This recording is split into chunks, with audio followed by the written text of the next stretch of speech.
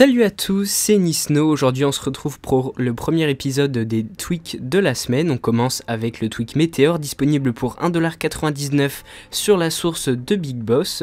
Ce tweak permet, en fonction de la météo, de modifier d'une part l'icône de l'application météo en changeant l'icône et aussi le nom. C'est-à-dire, en fait, là par exemple il y a marqué ensoleillé, ça change en fonction du temps.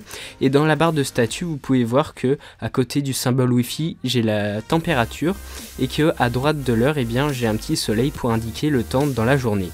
Donc, dans les réglages, vous allez voir comment on configure tout cela. Donc déjà ici, on peut activer le tweak. Pour configurer la localisation, en fait, c'est dans l'application météo, il va falloir choisir, lorsque vous cliquez donc en bas à droite, ici, quelle carte vous allez mettre en premier, quelle ville. Donc en fait, vous changez la place, et donc là par exemple, ça va être Paris, 4 degrés, et donc là vous pouvez voir que l'icône a changé, qu'il y a marqué nuageux, et que dans la barre de statut aussi, j'ai d'ailleurs un nuage à côté du pourcentage de batterie, donc c'est comme ça que ça change. On peut choisir un intervalle de rafraîchissement pour que le tweak vérifie la météo par exemple toutes les 4 heures. On peut choisir aussi d'utiliser, si vous avez activé le service de localisation, d'utiliser la météo locale. On peut choisir d'activer l'icône, le texte, donc pour mettre ensoleillé à la place du mot météo par exemple. Et ici, on va pouvoir configurer la température, d'afficher ou non l'unité de température, et ici de mettre la petite icône comme le nuage, et ensuite vous pouvez choisir la position. Ensuite, le tweak App Switcher 7 va rendre le multitâche d'iOS 7 à votre iOS 9. Donc voici à quoi ça ressemble. Donc voilà, vous en rappelez sans doute. Le but de ce tweak est en fait, en rétablissant ce multitâche, d'alléger en fait vos appareils.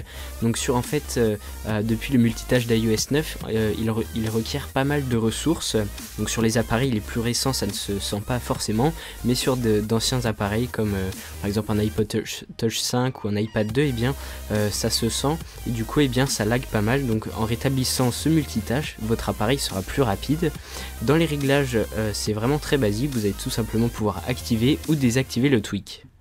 Et enfin, SP Touch for iOS 9, gratuit sur la source de Big Boss, propose une alternative à l'Assistive Touch présente de base dans iOS. Donc pour rappel, cette fonction d'iOS permet d'ajouter un bouton que vous pouvez placer sur l'écran, qui est carré avec un rond dedans, un peu plus gros que celui que vous voyez à l'écran, et du coup ça remplace votre bouton Home s'il est abîmé, mais il est un petit peu un petit peu compliqué à utiliser, c'est-à-dire que par exemple pour faire appuyer une fois sur la touche Home, il faut appuyer sur 2 boutons sur l'Assistive Touch d'iOS, alors qu'avec le tweak SP Touch, vous avez un carré et vous faites exactement comme si c'était votre touche Home. Vous appuyez une fois, vous allez à la page d'accueil, vous tapez 2 fois, vous avez accès au multitâche, et si vous restez appuyé dessus, vous pouvez mettre en veille votre appareil.